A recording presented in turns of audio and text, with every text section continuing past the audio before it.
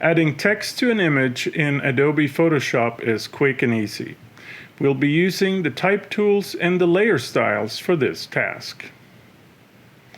Hold the Text Tool button in the Adobe Photoshop Tools menu and select Horizontal Type Tool. Place the cursor on the image and type the text you want. This operation creates a new text layer automatically.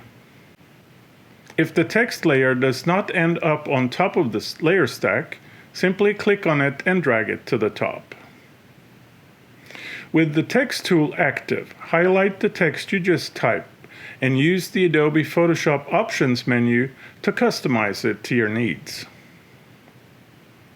To improve the contrast and make the text more legible against the background, select the text layer and click the Add a Layer Style button in the Adobe Photoshop Layers panel.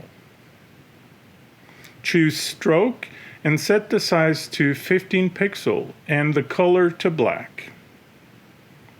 With the text layer selected, click the Move tool in the Photoshop Tools menu and reposition your text as desired.